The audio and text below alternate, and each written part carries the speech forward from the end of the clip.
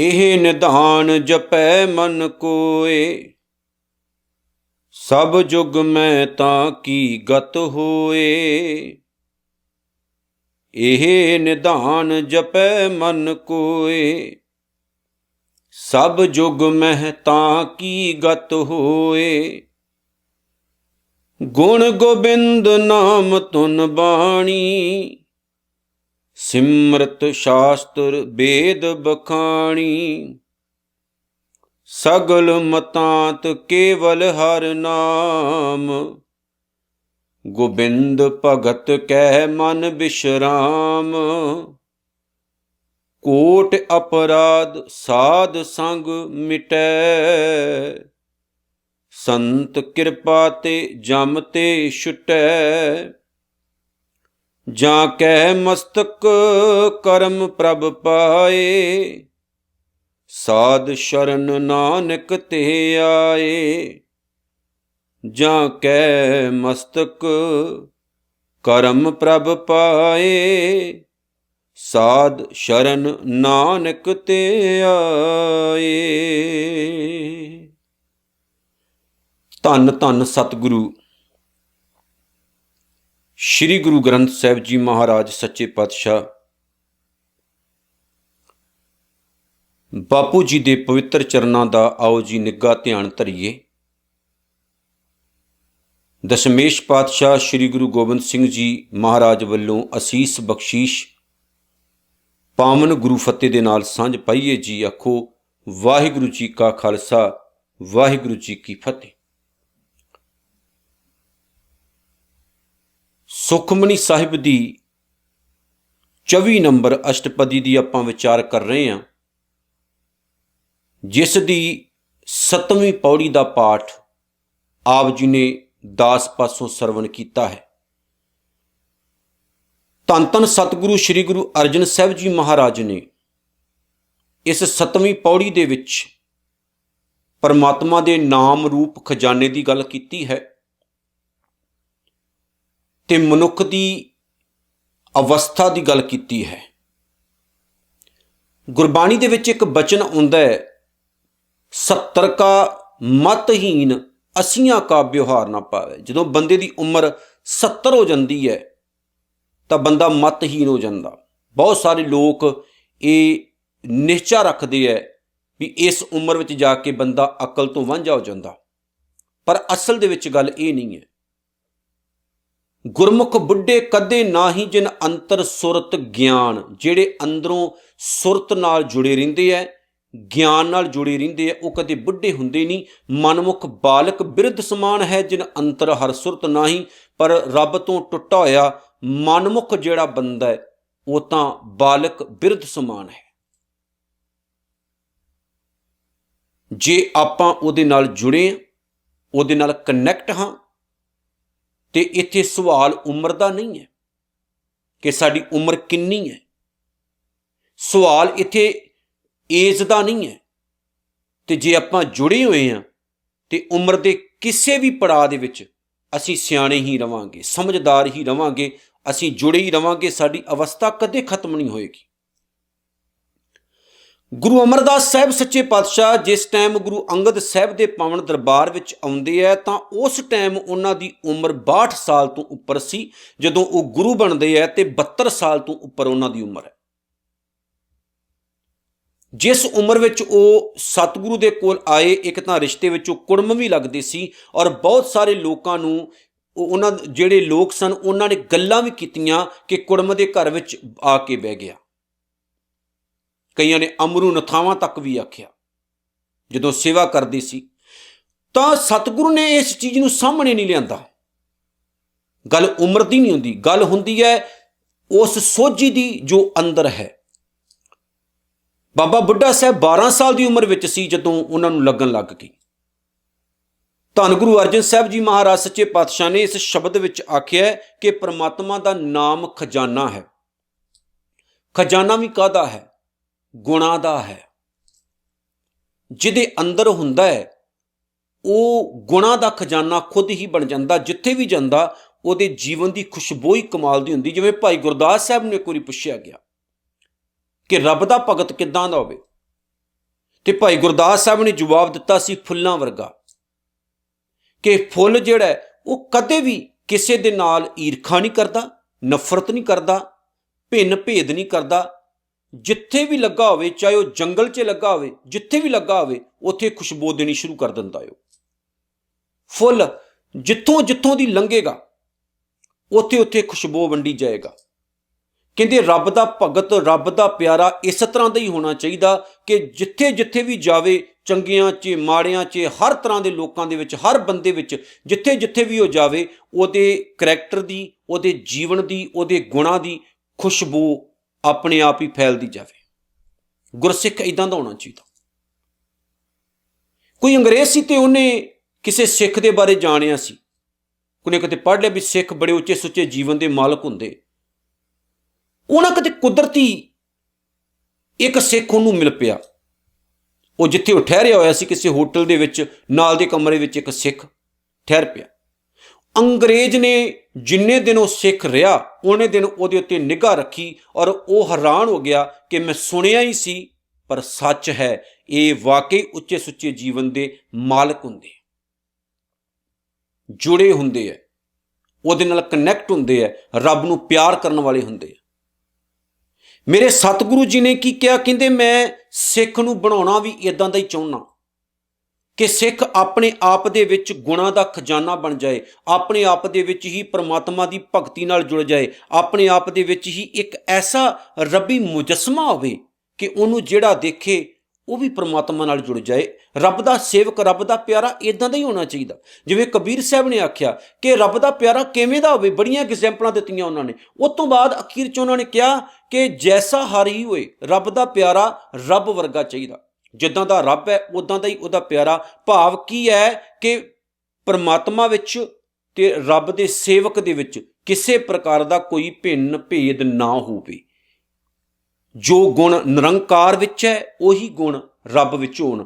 ਮੈਂ ਪਹਿਲਾਂ ਵੀ ਇੱਕ ਦਿਨ ਕਿਹਾ ਸੀ, ਆਪਾਂ ਇੱਕ ਓੰਕਾਰ ਤੋਂ ਤੁਰਨਾ ਹੈ, ਕਿਰਪਾ ਤੱਕ ਪਹੁੰਚਣਾ। ਜਦੋਂ ਆਪਾਂ ਇੱਕ ਓੰਕਾਰ ਨੂੰ ਸਮਝਾਂਗੇ, ਸਰਬ ਵਿਆਪਕ ਨੂੰ ਸਮਝਾਂਗੇ, ਉਹਦੇ ਗੁਣਾਂ ਨੂੰ ਸਮਝਾਂਗੇ, ਫਿਰ ਹੌਲੀ ਹੌਲੀ ਕਿਰਪਾ ਵਾਲੀ ਜਿਹੜੀ ਪਦਵੀ ਉਹਦੇ ਤੱਕ ਪਹੁੰਚਾਂਗੇ ਆਪਾਂ। ਫਿਰ ਸਮਝ ਲੱਗੇਗੀ ਕਿ ਉਹਦੀ ਕਿਰਪਾ ਤੋਂ ਬਗੈਰ ਕੁਝ ਪੱਲੇ ਨਹੀਂ ਪੈਣ ਲੱਗਾ। ਉਹਦੀ ਕਿਰਪਾ ਹੀ ਸਾਨੂੰ ਗੁਣਾਂ ਦਾ ਮੁਜੱਸਮਾ ਬਣਾਏਗੀ। ਔਰ ਇਹ ਗੱਲ ਗੁਰੂ ਸਾਹਿਬ ਨੇ ਆਪਣੀ ਲਾਈਫ ਵਿੱਚ ਸਮਝਾਈ ਵੀ ਹੈ ਕਿ ਗੁਰ ਬਿਨ ਘੋਰ ਅੰਧਾਰ, ਗੁਰੂ ਬਿਨ ਸਮਝ ਨਾ ਆਵੇ। ਗੁਰੂ ਤੋਂ ਬਗੈਰ ਜ਼ਿੰਦਗੀ ਹਨੇਰਾ ਹੈ, ਗੁਰੂ ਤੋਂ ਬਗੈਰ ਕੁਝ ਪੱਲੇ ਨਹੀਂ ਪੈਂਦਾ। ਗੁਰੂ ਸਭ ਕੁਝ ਕਰਦਾ ਹੈ, ਗੁਰੂ ਹੀ ਗੁਣਾਂ ਦਾ ਖਜ਼ਾਨਾ ਬਣਾਉਂਦਾ ਹੈ। ਸਾਹਿਬ ਨੇ ਕਿਹਾ ਇਹ ਨਿਧਾਨ ਜਪੈ ਮਨ ਕੋਏ, ਜਿਹੜਾ ਵੀ ਕੋਈ ਮਨੁੱਖ ਇਸ ਨਾਮ ਨੂੰ ਜੋ ਕਿ ਗੁਣਾਂ ਦਾ ਖਜ਼ਾਨਾ ਹੈ ਜਪਦਾ ਹੈ। ਫਿਰ ਮੈਂ ਕਹਿ ਦੇਵਾਂ ਇਹ ਨਿਧਾਨ, ਇੱਕ ਨਿਧਾਨ ਹੈ, ਇਹ ਖਜ਼ਾਨਾ ਹੈ। ਕੀ? ਪਰਮਾਤਮਾ ਦਾ ਨਾਮ। ਪਰਮਾਤਮਾ ਦਾ ਨਾਮ ਗੁਣਾਂ ਦਾ ਖਜ਼ਾਨਾ ਹੈ। ਜਿਹੜਾ ਵੀ ਕੋਈ ਇਨਸਾਨ ਇਸ ਗੁਣਾਂ ਦੇ ਖਜ਼ਾਨੇ ਪਰਮਾਤਮਾ ਨੂੰ ਜਪਦਾ ਹੈ, ਧਿਆਉਂਦਾ ਹੈ, ਜਿੱਥੇ ਉਹਦੇ ਅੰਦਰ ਐਸੀ ਪਰਮਾਤਮਾ ਸ਼ਕਤੀ ਤਾਕਤ ਭਰ ਦਿੰਦਾ ਕਿ ਉਹਦੇ ਅੰਦਰ ਕਿਸੇ ਪ੍ਰਕਾਰ ਦੀ ਭੁੱਖੋਂ ਵਾਲੀ ਆਦਤ ਨਹੀਂ ਰਹਿੰਦੀ। ਉਹ ਰੱਜ ਜਾਂਦਾ ਹੈ, ਉਹ ਅਮੀਰ ਹੋ ਜਾਂਦਾ ਹੈ, ਉਹਦਾ ਜੀਵਨ ਪਰਮਾਤਮਾ ਦੇ ਨਾਮ ਨਾਲ ਜੁੜ ਕੇ ਬੜਾ ਪਾਕ ਹੋ ਜਾਂਦਾ ਹੈ। ਉੱਥੇ ਸਭ ਜੁਗ ਮੈਂ, ਸਭ ਜੁਗ ਦਾ ਮਤਲਬ ਹੈ ਸਾਰੀ ਉਮਰ। ਸਭ ਜੁਗ ਮੈਂ, ਸਾਰੀ ਉਮਰ, ਤਾਂ ਕਿ ਗਤ ਹੋਏ ਉਹਦੀ ਜਿਹੜੀ ਆਤਮਿਕ ਅਵਸਥਾ ਹੈ ਉਹ ਬੜੀ ਕਮਾਲ ਦੀ ਤੇ ਬੜੀ ਉੱਚੀ ਬਣੀ ਰਹਿੰਦੀ ਹੈ। ਮੰਨੇ ਕੀ ਗਤ ਕਹੀ ਨਾ ਜਾਏ, ਜੇ ਕੋ ਕਹਿ ਪਿਛੈ ਪਛਤਾਏ, ਕਾਗਦ ਕਲਮ ਨਾ ਲਿਖਣ ਹਾਰ, ਮੰਨੇ ਕਾ ਬਹਿ ਕਰਨ ਵਿਚਾਰ। ਬਾਬਾ ਬੁੱਢਣ ਸ਼ਾਹ, ਸਾਈਂ ਬੁੱਢਣ ਸ਼ਾਹ ਆਪਾਂ ਜਿਹਨੂੰ ਕਹਿੰਦੇ ਆ, ਗੁਰੂ ਨਾਨਕ ਸਾਹਿਬ ਦੇ ਸਿੱਖ ਹੋਏ ਨੇ। ਤੇ ਕੁਝ ਇਤਿਹਾਸਕਾਰ ਲਿਖਦੇ ਹੈ ਕਿ ਗੁਰੂ ਹਰਗੋਬਿੰਦ ਸਾਹਿਬ ਤੱਕ ਇਹ ਜਿਉਂਦੇ ਰਹੇ। ਭਾਵੇਂ ਕਿ ਉਹਨਾਂ ਦੇ ਜੀਵਨ ਨਾਲ ਇਹ ਘਟਨਾ ਜੋੜੀ ਗਈ ਕਿ ਗੁਰੂ ਨਾਨਕ ਸਾਹਿਬ ਨੇ ਦੁੱਧ ਪੀਣ ਤੋਂ ਮਨਾ ਕਰ ਦਿੱਤਾ ਸੀ ਤੇ ਗੁਰੂ ਹਰਗੋਬਿੰਦ ਸਾਹਿਬ ਦੇ ਰੂਪ ਵਿੱਚ ਆ ਕੇ ਉਹਨਾਂ ਨੇ ਦੁੱਧ ਪੀਤਾ। ਚਲੋ ਖੈਰ, ਇਹ ਗੱਲਾਂ ਦਾ ਕੋਈ ਮਾਇਨਾ ਨਹੀਂ ਹੈ, ਪਰ ਮੈਂ ਗੱਲ ਕਹਿੰਦਾ ਕਿ ਉਮਰ ਦਾ ਤਕਾਜ਼ਾ ਨਹੀਂ ਸੀ। ਐਸੇ ਜੁੜੇ ਹੋਏ ਸੀ ਕਿ ਉਹਨਾਂ ਨੂੰ ਕਿੰਨੀ ਵੱਡੀ, ਦੇਖੋ, ਬਖਸ਼ਿਸ਼ ਗੁਰੂ ਨਾਨਕ ਸਾਹਿਬ ਦੇ ਘਰੋਂ ਪ੍ਰਾਪਤ ਹੋਈ। ਕਿੰਨੀ ਵੱਡੀ ਰਹਿਮਤ ਉਹਨਾਂ ਨੂੰ ਗੁਰੂ ਨਾਨਕ ਦੇ ਘਰੋਂ ਪ੍ਰਾਪਤ ਹੋਈ ਕਿ ਇੰਨੀ ਲੰਮੀ ਉਮਰ ਤੱਕ ਵੀ ਉਹਨਾਂ ਦੀ ਜਿਹੜੀ ਅਵਸਥਾ ਸੀ ਉਹ ਚੇਂਜ ਨਹੀਂ ਹੋਈ, ਵਧੀਆ ਰਹੀ। ਤੇ ਸਿੱਖ ਵੀ ਇਦਾਂ ਦੇ ਹੋਣਾ ਚਾਹੀਦਾ। ਹੁਣ ਇਹ ਨਹੀਂ ਵੀ ਕਿਸੇ ਨੇ ਮਾੜਾ ਮੋਟਾ ਕੁਛ ਕਹਿ ਦਿੱਤਾ ਤੇ ਨਾਲ ਹੀ ਆਪਾਂ ਅਗਲੇ ਦੇ ਗਲ ਪੈ ਗਏ। ਮਾੜੀ ਮੋਟੀ ਕੋਈ ਗੱਲ ਹੋ ਗਈ ਤੇ ਆਪਾਂ ਆਪੇ ਚੋਂ ਬਾਹਰ ਹੋ ਗਏ। ਮਾੜਾ ਮੋਟਾ ਕੁਛ ਭਾਣਾ ਵਾਪਰਿਆ ਤੇ ਗੁੱਸੇ 'ਚ ਆ ਗਏ, ਗਾਲੀ ਗਲੋਚ ਕੀਤੀ, ਦਾੜੀਆਂ ਪੁੱਟੀਆਂ, ਪੱਗਾਂ ਲਾਈਆਂ, ਡਾਂਗਾਂ ਵਰਾਈਆਂ ਇੱਕ ਦੂਜੇ ਦੇ ਉੱਤੇ। ਇੱਦਾਂ ਦਾ ਤਾਂ ਜੀਵਨ ਨਹੀਂ ਹੋਣਾ ਚਾਹੀਦਾ। ਜੇ ਬਾਣੀ ਪੜ੍ਹਦੇ ਹੋ, ਬਾਣੀ ਨਾਲ ਜੁੜੇ ਹੋ, ਜੇ ਤੁਸੀਂ ਆਪਣੇ ਰੂਪ ਦਾ ਬਾਹਰ ਵਿਖਾਵਾ ਕਰ ਰਹੇ ਹੋ ਵੀ ਸਾਡੀ ਲੰਮੀ ਦਾੜੀ, ਅਸੀਂ ਦਸਤਾਰ ਸਜਾਉਂਦੇ, ਆਪਾਂ ਗੁਰੂ ਵਾਲੇ ਹਾਂ, ਤੇ ਮੈਂ ਕਹਿੰਦਾ ਹੁੰਨਾ ਆਪਾਂ ਅੰਦਰੋਂ ਵੀ ਵੈਸੇ ਬਣੀਏ, ਅੰਦਰੋਂ ਵੀ, ਤਾਂ ਕਿ ਕੱਲਾ ਲੋਕ ਵੇਖ ਕੇ ਇਹ ਨਾ ਕਹਿਣ ਵੀ ਗੁਰੂ ਦਾ ਰੂਪ ਲੱਗਦਾ ਹੈ। ਉਹ ਜਦੋਂ ਸਾਡੀ ਬੋਲ ਬਾਣੀ ਸੁਣ, ਸਾਡਾ ਕਰੈਕਟਰ ਜੀਵਨ ਦੇਖਣ, ਤਾਂ ਉਹਨਾਂ ਨੂੰ ਲੱਗੇ ਵੀ ਵਾਕਈ ਇਹ ਜੁੜੇ ਹੋਏ ਹੈ, ਜਿੱਦਾਂ ਕਿ ਅੱਜ ਬਾਣਾ ਬਦਨਾਮ ਕੀਤਾ ਜਾ ਰਿਹਾ। ਤੇ ਮੈਂ ਕਹਿੰਦਾ ਨਾ ਆਪਾਂ ਜੁੜੀਏ, ਆਪਾਂ ਵੈਸੇ ਬਣੀਏ, ਜੋ ਅਸੀਂ ਬਾਹਰੋਂ ਹਾਂ ਵੈਸੇ ਬਣੀਏ। ਗੁਰੂ ਨੇ ਸਾਨੂੰ ਵੈਸਾ ਹੀ ਬਣਾਇਆ, ਵੈਸਾ ਹੀ ਬਣਾਇਆ, ਤਾਂ ਹੀ ਦੁਨੀਆ ਨਮਸਕਾਰ ਕਰੇਗੀ, ਤਾਂ ਹੀ ਗੱਲ ਬਣੇਗੀ। ਮੈਂ ਕਿੰਨੀ ਵਾਰ ਤੁਹਾਡੇ ਨਾਲ ਗੱਲ ਸਾਂਝੀ ਕੀਤੀ ਕਿ ਜਦੋਂ ਗੁਰੂ ਕੇ ਬਾਗ ਦਾ ਮੋਰਚਾ ਲੱਗਾ ਸੀ ਤੇ ਇੱਕ ਜਿਹੜਾ ਉੱਥੇ ਅੰਗਰੇਜ਼ ਪੁਲਿਸ ਵਾਲਾ ਸੀ, ਉਹਨੇ ਕਿਹਾ ਸੀ ਵੀ ਇਹਨਾਂ ਦਾ ਇੰਨਾ ਕਰੈਕਟਰ ਉੱਚਾ ਹੈ, ਇੰਨੇ ਪਿਆਰੇ ਜੀਵਨ ਵਾਲੇ ਹੁੰਦੇ ਨੇ ਕਿ ਜੇ ਮੈਂ ਇਹਨਾਂ ਦੇ ਖਿਲਾਫ ਲੜਨ ਜਾਣਾ ਹੋਵੇ ਤੇ ਆਪਣੀ ਵਹੁਟੀ ਨੂੰ, ਆਪਣੇ ਬੱਚਿਆਂ ਨੂੰ ਇਹਨਾਂ ਦੇ ਘਰ ਵਿੱਚ ਰੱਖ ਦੇਵਾਂ ਤੇ ਉਹਨੂੰ ਸੇਫ ਰੱਖਣਗੇ। ਇੱਦਾਂ ਦਾ ਕਹਿੰਦਾ ਇਹਨਾਂ ਦਾ ਕਰੈਕਟਰ ਹੁੰਦਾ। ਗੁਰੂ ਨੇ ਸਾਨੂੰ ਬਣਾਇਆ ਵੀ ਇੱਦਾਂ ਦਾ ਹੀ ਹੈ। ਤੇ ਕਿਸੇ ਵੀ ਉਮਰ ਵਿੱਚ, ਕਿਸੇ ਵੀ ਸਮੇਂ ਸਾਡੀ ਜਿਹੜੀ ਅਵਸਥਾ ਹੈ ਉਹ ਬਦਲੇ ਨਾ, ਚੇਂਜ ਨਾ ਹੋਵੇ, ਸਾਡਾ ਸੁਭਾਅ ਨਾ ਬਦਲੇ। ਜਿਵੇਂ ਗੁਰਬਾਣੀ ਵਿੱਚ ਆਖਿਆ ਗਿਆ, ਕਹਿੰਦੇ ਨੇ ਹਰ ਜਨ ਰਾਮ ਨਾਮ ਗੁਣ ਗਾਵੇ। ਪਰਮਾਤਮਾ, ਹਰ ਜਨ ਪਰਮਾਤਮਾ ਦਾ ਜਨ, ਰੱਬ ਦਾ ਪਿਆਰਾ, ਰੱਬ ਦਾ ਦਾਸ, ਹਮੇਸ਼ਾ ਪਰਮਾਤਮਾ ਦੇ ਗੁਣ ਗਾਉਂਦਾ ਹੈ। ਜੇ ਕੋਈ ਨਿੰਦ ਕਰੇ ਹਰ ਜਨ ਕੀ, ਜੇਕਰ ਕੋਈ ਉਹਨੂੰ ਮਾੜਾ ਬੋਲੇ, ਨਿੰਦ ਕਿਉਂ ਸ਼ਬਦ ਵਰਤਿਆ ਇੱਥੇ? ਹੁਣ ਪਰਮਾਤਮਾ ਦਾ ਭਗਤ ਤਾਂ ਸਹੀ ਹੈ, ਉਹਨੂੰ ਕੋਈ ਮਾੜਾ ਕਹੇਗਾ ਤੇ ਇਹ ਨਿੰਦਾ ਹੈ, ਪਰ ਚੰਗੇ ਨੂੰ ਚੰਗਾ ਕਹਿਣਾ ਨਿੰਦਾ ਨਹੀਂ ਹੁੰਦੀ, ਚੰਗੇ ਨੂੰ ਮਾੜਾ ਕਹਿਣਾ ਨਿੰਦਾ ਹੁੰਦੀ। ਇਹ ਯਾਦ ਰੱਖਿਆ ਕਰੋ, ਨਿੰਦਾ ਦੇ ਅਰਥ ਗਲਤ ਨਹੀਂ ਆਪਾਂ ਕਰਨੇ। ਹਰ ਜਨ ਰਾਮ ਨਾਮ ਗੁਣ ਗਾਵੇ, ਜੇ ਕੋਈ ਨਿੰਦ ਕਰੇ ਹਰ ਜਨ ਕੀ, ਜੇਕਰ ਕੋਈ ਰੱਬ ਦੇ ਪਿਆਰੇ ਨੂੰ ਫਿਰ ਵੀ ਮਾੜਾ ਬੋਲੇ, ਆਪਣਾ ਗੁਣ ਨਾ ਗਵਾਵੇ, ਤਾਂ ਕੀ ਚਾਹੀਦਾ ਕਿ ਰੱਬ ਦਾ ਪਿਆਰਾ ਆਪਣਾ ਸੁਭਾਅ ਨਾ ਛੱਡੇ। ਇਹ ਨਹੀਂ ਉਹਨੇ ਗਾਲ ਕੱਢੀ ਤਾਂ ਅੱਗੋਂ ਤੁਸੀਂ ਵੀ ਗਾਲ ਕੱਢੋ, ਉਹਨੇ ਪੱਥਰ ਚੁੱਕਿਆ ਤੁਸੀਂ ਵੀ ਸਿਰ ਪਾੜੋ ਅਗਲੇ ਦਾ। ਕਈ ਵਾਰ ਤੁਹਾਨੂੰ ਹਾਲਾਤਾਂ ਨਾਲ ਸਮਝੌਤਾ ਕਰਨਾ ਪੈਂਦਾ, ਚੁੱਪ ਵੀ ਰਹਿਣਾ ਪੈਂਦਾ। ਇਨਸਾਨ ਹੀ ਉਹ ਹੁੰਦਾ ਜਿਹੜਾ ਸਭ ਕੁਝ ਵੇਖਦਾ ਹੈ, ਸਭ ਕੁਝ। ਪਾਣੀ ਤਾਂ ਉਹੀ ਹੁੰਦਾ ਜਦੋਂ ਉਬਲਿਆ ਹੋਵੇ, ਚੱਕ ਕੇ ਸਿਰ ਤੇ ਪਾਓਗੇ ਉਸੇ ਟਾਈਮ ਹੀ ਗਰਮ ਗਰਮ ਸਿਰ ਹੀ ਸਾੜੇਗਾ, ਤੇ ਜੇ ਵੇਟ ਕਰ ਲਓ ਠੰਡਾ ਹੋ ਜਾਣਾ, ਬਾਅਦ 'ਚ ਪਾ ਲਓ ਤੇ ਕੋਈ ਪ੍ਰੋਬਲਮ ਨਹੀਂ। ਇਸ ਸਮੇਂ ਨੂੰ ਵਿਚਾਰਨਾ ਹੁੰਦਾ। ਹਰ ਜਨ ਰਾਮ ਨਾਮ ਗੁਣ ਗਾਵੇ, ਜੇ ਕੋਈ ਨਿੰਦ ਕਰੇ ਹਰ ਜਨ ਕੀ, ਆਪਣਾ ਗੁਣ ਨਾ ਗਵਾਵੇ। ਜੇਕਰ ਕੋਈ ਉਹਨੂੰ ਮਾੜਾ ਕਵੇ ਤੇ ਰੱਬ ਦਾ ਪਿਆਰਾ ਕਦੇ ਵੀ ਆਪਣਾ ਜਿਹੜਾ ਸੁਭਾਅ ਹੈ ਉਹ ਨਹੀਂ ਛੱਡਦਾ, ਕਿਉਂਕਿ ਉਹਦੀ ਜਿਹੜੀ ਅਵਸਥਾ ਹੈ ਉਹ ਕਦੇ ਵੀ ਨਹੀਂ ਬਦਲਦੀ, ਉਹ ਆਪਣੀ ਅਵਸਥਾ ਨੂੰ ਬਰਕਰਾਰ ਰੱਖਦਾ ਹੈ। ਗੁਣ ਗੋਬਿੰਦ ਨਾਮ ਧੁਨ ਬਾਣੀ, ਉਸ ਮਨੁੱਖ ਦੇ ਸਧਾਰਨ ਬਚਨ ਵੀ ਪਰਮਾਤਮਾ ਦੇ ਨਾਮ ਦੀ ਇੱਕ ਰੌਸ਼ਨੀ ਪਾਉਂਦੇ ਨੇ। ਉਹ ਬੰਦਾ ਸਧਾਰਨ ਵੀ ਗੱਲ ਕਰੇਗਾ, ਆਮ ਵੀ ਗੱਲ ਕਰੇਗਾ ਨਾ, ਤੇ ਇੱਦਾਂ ਲੱਗੇਗਾ ਉਹ ਨਾਮ ਜਪ ਰਿਹਾ, ਉਹ ਰੱਬ ਦੀ ਗੱਲ ਕਰ ਰਿਹਾ, ਕਿਉਂਕਿ ਉਹਦੇ ਬਚਨਾਂ ਦੇ ਵਿੱਚ ਪਰਮਾਤਮਾ ਦਾ ਵਾਸਾ ਹੋ ਜਾਂਦਾ, ਉਹਦੇ ਬਚਨ ਵੀ ਪਰਮਾਤਮਾ ਦੇ ਪਿਆਰ ਨਾਲ ਭਰ ਜਾਂਦੇ। ਇਸ ਲਈ ਗੁਰਬਾਣੀ ਵਿੱਚ ਆਖਿਆ ਗਿਆ, ਮਨ ਬਚ ਕਰਮ ਅਰਾਧੀਏ। ਨਾਮ ਜਪਣਾ ਹੋਵੇ ਤਾਂ ਇਹ ਤਿੰਨ ਚੀਜ਼ਾਂ ਚਾਹੀਦੀਆਂ ਨੇ, ਮਨ ਵਿੱਚ ਵੀ, ਕਰਮਾਂ ਵਿੱਚ ਵੀ ਤੇ ਬਚਨਾਂ 'ਚ ਵੀ। ਮਨ ਵੀ ਸਾਡਾ ਜੁੜਿਆ ਹੋਵੇ, ਸਾਡੇ ਕੰਮ ਵੀ ਨਾਮ ਵਰਗੇ ਹੋਣ, ਪਰਮਾਤਮਾ ਦੇ ਪਿਆਰ ਵਿੱਚ ਭਿੱਜੇ ਹੋਣ, ਸਾਡੇ ਜਿਹੜੇ ਬਚਨ ਨੇ ਜੋ ਆਪਾਂ ਬੋਲਦੇ ਹਾਂ ਉਹ ਵੀ ਰਸੀਲੇ ਹੋਣ, ਵਧੀਆ ਹੋਣ, ਅੰਦਰੋਂ ਬਾਹਰੋਂ ਐ ਪੂਰੇ ਆਪਾਂ ਜੁੜੇ ਹੋਈਏ। ਇਹੀ ਗੁਰਦੇਵ ਨੇ ਆਖਿਆ। ਕੱਲਾ ਦੇਖੋ ਮਾਲਾ ਫੜ ਕੇ ਜਪਣਾ ਨਹੀਂ ਹੈ, ਉਹਨੂੰ ਕਰੈਕਟਰ ਵਿੱਚ ਲਿਆਉਣਾ, ਉਹਨੂੰ ਕਰਮਾਂ ਵਿੱਚ ਲਿਆਉਣਾ, ਉਹਨੂੰ ਆਪਣੇ ਸ਼ਬਦਾਂ ਵਿੱਚ ਲਿਆਉਣਾ। ਤਾਂ ਹੀ ਸਿਆਣੇ ਕਹਿੰਦੇ ਨੇ ਫਾਰਸੀ ਵਿੱਚ ਕਿ ਕਿਸੇ ਬੰਦੇ ਨੂੰ ਜਾਣਨਾ ਹੋਵੇ ਤੇ ਆਹ ਤਿੰਨ ਚੀਜ਼ਾਂ ਹੁੰਦੀਆਂ ਨੇ, ਦਸਤਾਰ, ਰਫਤਾਰ ਤੇ ਗੁਫਤਾਰ। ਤਿੰਨ ਚੀਜ਼ਾਂ, ਦਸਤਾਰ, ਰਫਤਾਰ ਤੇ ਗੁਫਤਾਰ। ਭਾਵ ਕਿ ਉਸ ਬੰਦੇ ਦਾ ਪਹਿਰਾਵਾ, ਉਸ ਬੰਦੇ ਦੀ ਬੋਲਚਾਲ ਤੇ ਉਸ ਬੰਦੇ ਦਾ ਜਿਹੜਾ ਕਰੈਕਟਰ ਹੈ। ਦਸਤਾਰ ਪਹਿਰਾਵਾ, ਰਫਤਾਰ ਚਾਲ ਚਲਨ ਤੇ ਗੁਫਤਾਰ ਬੋਲਚਾਲ। ਇਹਨਾਂ ਚੀਜ਼ਾਂ ਤੋਂ ਬੰਦੇ ਦੀ ਪਹਿਚਾਣ ਹੁੰਦੀ ਵੀ ਬੰਦਾ ਕਿਸ ਲੈਵਲ ਤੇ ਹੈ, ਬੰਦਾ ਕਿਸ ਯੋਗ ਹੈ। ਤੇ ਜਦੋਂ ਆਪਾਂ ਉਹਦੇ ਨਾਲ ਜੁੜਦੇ ਹਾਂ, ਉਹਦੇ ਨਾਮ ਦੇ ਖਜ਼ਾਨੇ ਹੋ ਜਾਂਦੇ ਹਾਂ, ਤਾਂ ਫਿਰ ਇਹ ਚੀਜ਼ਾਂ ਜਿਹੜੀਆਂ ਨੇ ਸਾਡੇ ਅੰਦਰ ਘਰ ਕਰ ਜਾਂਦੀਆਂ ਨੇ। ਅਸੀਂ ਜਿਉਂਦੇ ਜਾਗਦੇ ਆਪਣੇ ਆਪ ਦੇ ਵਿੱਚ ਰੱਬ ਹੋ ਜਾਂਦੇ ਹਾਂ, ਪਰਮਾਤਮਾ ਹੋ ਜਾਂਦੇ। ਹੁਣ ਗੁਰਬਾਣੀ ਨੇ ਇਹੀ ਤਾਂ ਗੱਲ ਆਖੀ। ਗੁਰਬਾਣੀ ਕਹਿੰਦੀ ਸਿੱਖਾ ਬਾਣੀ ਪੜ੍ਹਨੀ ਨਹੀਂ ਹੈ, ਬਾਣੀ ਹੋਣਾ ਹੈ। ਤੂੰ ਇਕੱਲਾ ਬਾਣੀ ਪੜ੍ਹਨਾ, ਤੂੰ ਬਾਣੀ ਹੋ ਜਾ, ਬਾਣੀ ਬਣ ਜਾ, ਤਾਂ ਕਿ ਜਿਹੜਾ ਤੇਰਾ ਜੀਵਨ ਹੈ ਉਹ ਪਵਿੱਤਰ ਹੋ ਜਾਏ, ਪਾਕ ਹੋ ਜਾਏ ਤੇ ਤੇਰੇ ਜੀਵਨ ਦੇ ਵਿੱਚ ਸੱਚ ਵਸ ਜਾਏ। ਇਸੇ ਲਈ ਮੈਂ ਕਹਿੰਦਾ ਹੁੰਨਾ ਕਿ ਜੇਕਰ ਅਸੀਂ ਨਾਮ ਜਪਦੇ ਹਾਂ, ਬੰਦਗੀ ਕਰਦੇ ਹਾਂ, ਗੁਰੂ ਨਾਲ ਜੁੜੇ ਹਾਂ, ਤਾਂ ਆਓ ਆਪਣੇ ਬਚਨ ਸੁਧਾਰੀਏ, ਆਪਣੀ ਬੋਲੀ ਸੁਧਾਰੀਏ, ਆਪਣਾ ਕਰੈਕਟਰ ਸੁਧਾਰੀਏ ਤੇ ਆਪਣੇ ਜੀਵਨ ਦੇ ਲੈਵਲ ਨੂੰ ਉੱਚਾ ਕਰੀਏ। ਗੁਰੂ ਕਿਰਪਾ ਵੀ ਕਰੇਗਾ, ਫਿਰ ਸਾਡਾ ਜਿਹੜਾ ਜੀਵਨ ਸਟਾਈਲ ਹੈ ਉਹ ਵੀ ਬਦਲੇਗਾ। ਇਹ ਨਹੀਂ ਲੋਕ ਸਾਨੂੰ ਕਹਿਣਗੇ ਬਾਹਰੋਂ ਬੜੇ ਸਿੱਖ ਆ ਜੀ, ਹੈ ਕੱਖ ਨਹੀਂ। ਐਦਾਂ ਦਾ ਨਾ ਹੋਵੇ, ਪਰ ਲੱਗਣ ਵੀ ਲੱਗੇ, ਗੱਲ ਵੀ ਬਣੇ, ਲੋਕ ਵੇਖਣ ਤੇ ਕਹਿਣ ਵੀ ਵਾਹ ਵਾਹ ਵਾਹ ਵਾਹ, ਕਮਾਲ ਹੈ ਜੀ, ਕਮਾਲ ਹੈ। ਫੇਰ ਹੀ ਗੱਲ ਬਣੇਗੀ। ਸਤਿਗੁਰੂ ਨੇ ਅੱਗੇ ਕੀ ਕਿਹਾ? ਸਿਮਰਤ ਸ਼ਾਸਤਰ ਵੇਦ ਬਖਾਣੀ।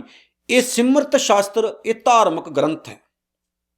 ਕਹਿੰਦੇ ਸਾਰੇ ਧਾਰਮਿਕ ਗ੍ਰੰਥ ਜਿਹੜੇ ਉਹ ਵੀ ਇਹੀ ਗੱਲ ਕਹਿੰਦੇ ਹੈ ਕਿ ਸਾਨੂੰ ਨਿਰੰਕਾਰ ਅਕਾਲ ਪੁਰਖ ਵਾਹਿਗੁਰੂ ਦੇ ਨਾਮ ਨਾਲ ਜੁੜਨਾ ਚਾਹੀਦਾ। ਨਾਮ ਦੀ ਗੱਲ ਹੀ ਦੱਸਦੇ ਆ।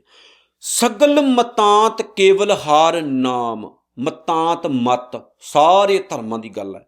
ਕਹਿੰਦੇ ਸਾਰੇ ਮਤ, ਸਾਰੇ ਧਰਮ ਕੇਵਲ ਪਰਮਾਤਮਾ ਦੇ ਨਾਮ ਦੀ ਗੱਲ ਕਰਦੇ ਹੈ, ਵਾਹਿਗੁਰੂ ਦੇ ਪ੍ਰਭੂ ਦੀ ਗੱਲ ਕਰਦੇ ਹੈ, ਪਰਮਾਤਮਾ ਦੀ ਸ਼ੋਭਾ ਦੀ ਗੱਲ ਕਰਦੇ ਕਿ ਆਓ ਅਸੀਂ ਰੱਬ ਨਾਲ ਜੁੜੀਏ, ਪਰਮਾਤਮਾ ਨਾਲ ਜੁੜੀਏ, ਰੱਬ ਵਾਲੇ ਬਣੀਏ, ਨੇਕ ਜੀਵਨ ਜੀਈਏ, ਚੰਗੇ ਕੰਮ ਕਰੀਏ। ਗੋਬਿੰਦ ਭਗਤ ਕੈ ਮਨ ਵਿਸ਼ਰਾਮ। ਇਹ ਆ ਜਿਹੜਾ ਨਾਮ ਹੈ ਇਹਦਾ ਜਿਹੜਾ ਟਿਕਾਊ ਹੈ ਉਹ ਭਗਤ ਦੇ ਮਨ ਵਿੱਚ ਹੁੰਦਾ। ਭਗਤ ਕੌਣ ਹੈ? ਬੰਦਗੀ ਕਰਨ ਵਾਲਾ, ਭਗਤੀ ਕਰਨ ਵਾਲਾ। ਭਗਤੀ ਕਰਨ ਵਾਲੇ ਦੇ ਮਨ ਵਿੱਚ ਭਗਤੀ ਦਾ ਟਿਕਾਊ ਹੁੰਦਾ। ਨਾਮ ਕਿੱਥੇ ਵਸਦਾ? ਜਿੱਥੇ ਭਗਤ ਹੈ। ਭਗਤ ਕੌਣ ਹੈ? ਬੰਦਗੀ ਕਰਨ ਵਾਲਾ। ਵੇਖੋ, ਬੰਦਗੀ ਕਰਨ ਵਾਲਾ ਤੇ ਜਿਹੜਾ ਬੰਦਾ ਹੈ ਰੱਬ ਨੂੰ ਯਾਦ ਕਰਨ ਵਾਲਾ, ਉਹ ਉਹਦਾ ਹੀ ਰੂਪ ਹੋ ਜਾਂਦਾ, ਉਹਦੇ ਵਰਗਾ ਹੀ ਹੋ ਜਾਂਦਾ। ਜਿਵੇਂ ਬਾਪੂ ਨੇ ਪਾਉਣ ਬਾਣੀ ਵਿੱਚ ਲਿਖਿਆ ਨਾ ਇੱਕ ਜਗ੍ਹਾ ਤੇ, ਕਹਿੰਦੇ ਜਿਨ ਨਿਰਭਉ ਜਿਨ ਹਰ ਨਿਰਭਉ ਧਿਆਇਆ ਜੀ ਤਿਨਕਾ ਭਉ ਸਭ ਗਵਾਸੀ। ਜਿਹੜਾ ਉਹਨੂੰ ਜਪਦਾ ਉਹਦੇ ਵਰਗਾ ਹੀ ਹੋ ਗਿਆ। ਜੈਸਾ ਸੇਵੈ ਤੈਸੋ ਹੋਵੈ ਤੇਹੇ ਕਰਮ ਕਮਾਏ। ਉਹ ਜਿਹਨੂੰ ਜਪਦਾ ਉਹੋ ਜਿਹਾ ਹੀ ਬਣ ਜਾਂਦਾ। ਉੱਦਾਂ ਦਾ ਹੀ ਉਹਦਾ ਸੁਭਾਅ, ਉੱਦਾਂ ਦਾ ਹੀ ਉਹਦੇ ਕਰਮ, ਉੱਦਾਂ ਦੀ ਉਹਦੀ ਜ਼ਿੰਦਗੀ ਬਣ ਜਾਂਦੀ। ਬੜੇ ਉੱਚੇ ਸੁੱਚੇ ਜੀਵਨ ਦਾ ਉਹ ਮਾਲਕ ਹੋ ਜਾਂਦਾ। ਕੋਟ ਅਪਰਾਧ ਸਾਧ ਸੰਗ ਮਿਟੈ। ਪਰ ਜਿਹੜਾ ਇਸ ਨਾਮ ਨੂੰ ਧਿਆਉਂਦਾ ਹੈ, ਜਪਦਾ ਹੈ, ਇਹਦੇ ਵਿੱਚ ਡੂੰਘਾ ਜਾਂਦਾ ਹੈ, ਉਹਦੇ ਕਰੋੜਾਂ ਹੀ ਪਾਪ ਖਤਮ ਹੋ ਜਾਂਦੇ ਨੇ। ਕਿੱਦਾਂ? ਸਾਧ ਸੰਗ, ਗੁਰੂ ਦੀ ਸੰਗਤ ਵਿੱਚ ਬਹਿਣ ਨਾਲ ਕਰੈਕਟਰ ਗੁੱਡ ਹੁੰਦਾ ਹੈ, ਮਾੜੇ ਕੰਮ ਦੂਰ ਹੁੰਦੇ ਨੇ ਤੇ ਬੰਦੇ ਨੂੰ ਜ਼ਿੰਦਗੀ ਜਿਉਣ ਦਾ ਚੱਜ ਅਚਾਰ ਆਉਂਦਾ ਹੈ। ਸੰਤ ਕਿਰਪਾ ਤੇ ਜਮ ਤੇ ਛੁੱਟੈ। ਗੁਰੂ ਦੀ ਕਿਰਪਾ ਨਾਲ ਉਹ ਵਕਾਰ ਰੂਪ, ਬੁਰਾਈਆਂ ਰੂਪ, ਪਾਪ ਰੂਪ ਜਮਾਂ ਤੋਂ ਬਚ ਜਾਂਦਾ ਹੈ। ਜਮ ਕੀ ਹੈ? ਉਹ ਕੰਮ ਜਿਹੜੇ ਸਾਡਾ ਬੇੜਾ ਗਰਕ ਕਰਦੇ ਹੈ। ਜਮ ਕੀ ਹੈ? ਉਹ ਕੰਮ ਜੋ ਸਾਨੂੰ ਨਰਕਾਂ ਵੱਲ ਧਕੇਲਦੇ ਹੈ, ਲਾਈਫ ਖਰਾਬ ਕਰਦੇ ਹੈ, ਜ਼ਿੰਦਗੀ ਬਰਬਾਦ ਕਰਦੇ। ਫਿਰ ਉਹ ਉਹਨਾਂ ਕੰਮਾਂ ਤੋਂ ਬਚਿਆ ਰਹਿੰਦਾ, ਮਾੜਿਆਂ ਕੰਮਾਂ ਵੱਲੋਂ ਉਹ ਪਰਹੇਜ਼ ਰੱਖਦਾ ਨਹੀਂ, ਉਹਨਾਂ ਵੱਲ ਜਾਂਦਾ। ਜਾਂ ਕਹਿ ਮਸਤਕ ਕਰਮ ਪ੍ਰਭ ਪਾਏ। ਜਿਸ ਬੰਦੇ ਦੇ ਮੱਥੇ ਉੱਤੇ ਪ੍ਰਮਾਤਮਾ ਨੇ ਨਾਮ ਦੀ ਬਖਸ਼ਿਸ਼ ਦਾ ਲੇਖ ਲਿਖ ਦਿੱਤਾ, ਮੱਥੇ ਉੱਤੇ ਭਾਵ ਸੋਚ ਦੀ ਗੱਲ ਹੈ, ਜਿਸ ਬੰਦੇ ਦੀ ਸੋਚ ਵਿੱਚ ਪ੍ਰਮਾਤਮਾ ਨੇ ਇਹ ਸੰਸਕਾਰ ਬਿਠਾ ਦਿੱਤਾ ਕਿ ਉਹਦਾ ਧਿਆਨ ਬੰਦਗੀ ਵੱਲ ਹੋ ਗਿਆ, ਚੰਗੇ ਕੰਮਾਂ ਵੱਲ ਹੋ ਗਿਆ, ਉਹਦੀ ਸੁਰਤ ਟਿਕਾਓ ਵਿੱਚ ਆ ਗਈ, ਉਹ ਨੇਕ ਨੀਤੀ ਵੱਲ ਹੋ ਗਿਆ, ਮੰਦ ਕਰਮਾਂ ਤੋਂ ਉਹਨੇ ਪਰਹੇਜ਼ ਕਰ ਦਿੱਤਾ। ਸਾਧ ਸ਼ਰਨ ਨਾਨਕ ਤੇ ਆਏ। ਤੇ ਸਤਿਗੁਰੂ ਕਹਿੰਦੇ ਉਹੀ ਮਨੁੱਖ ਗੁਰੂ ਦੀ ਸ਼ਰਨ ਪੈਂਦਾ ਹੈ, ਤੇ ਜਿਹੜਾ ਗੁਰੂ ਦੀ ਸ਼ਰਨ ਪੈਂਦਾ ਹੈ ਉਹਦੀ ਹੀ ਸੋਚ ਬਦਲਦੀ ਹੈ, ਉਹੀ ਇੱਦਾਂ ਦਾ ਜੀਵਨ ਜਿਉਂਦਾ ਹੈ, ਉਹਦੇ ਉੱਤੇ ਹੀ ਮਾਲਕ ਦਇਆ ਕਰਦਾ ਹੈ। ਸੋ ਗੱਲਾਂ ਸਾਰੀਆਂ ਘੁੰਮ ਘੁਮਾ ਕੇ ਇੱਥੇ ਆਉਂਦੀਆਂ ਨੇ ਕਿ ਇਹ ਜ਼ਿੰਦਗੀ ਬੇਸ਼ਕੀਮਤੀ ਹੈ, ਅਮੋਲਕ ਹੈ, ਤੇ ਇਸ ਲਾਈਫ ਦਾ ਫਾਇਦਾ ਤਦ ਹੈ ਜੇ ਆਪਾਂ ਕੋਈ ਚੰਗਾ ਕੰਮ ਕਰਦੇ ਹਾਂ। ਸੋ ਆਓ ਸਤਿਗੁਰੂ ਦੇ ਬਚਨ ਪੱਲੇ ਬੰਨੀਏ, ਤੇ ਬਚਨ ਜਿਹੜੇ ਗੁਰੂ ਦੇ ਨੇ ਉਹ ਬਹੁਤ ਵੱਡਾ ਖਜ਼ਾਨਾ ਹੈ, ਉਹਨੂੰ ਜਿਉ ਕੇ ਜਾਈਏ ਤੇ ਸਤਿਗੁਰੂ ਦਾ ਧੰਨਵਾਦ ਕਰੀਏ ਜਿਨ੍ਹਾਂ ਨੇ ਸਾਨੂੰ ਇੰਨੀ ਸੋਹਣੀ ਜ਼ਿੰਦਗੀ ਦਿੱਤੀ ਹੈ, ਇਨਸਾਨ ਬਣਾਇਆ ਹੈ। ਇਨਸਾਨ ਬਣਨਾ ਹੀ ਬਹੁਤ ਵੱਡੀ ਗੱਲ ਹੈ। ਸਤਿਗੁਰੂ ਦਾ ਧੰਨਵਾਦ ਕਿ ਸਾਨੂੰ ਉਹਨਾਂ ਨੇ ਪਾਵਨ ਬਾਣੀ ਦੇ ਲੜ ਲਾ ਕੇ ਰੱਖਿਆ। ਨਾਨਕ ਨਾਮ ਚੜ੍ਹਦੀ ਕਲਾ, ਤੇਰੇ ਭਾਣੇ ਸਰਬੱਤ ਦਾ ਭਲਾ। ਵਾਹਿਗੁਰੂ ਜੀ ਕਾ ਖਾਲਸਾ, ਵਾਹਿਗੁਰੂ ਜੀ ਕੀ ਫਤਿਹ।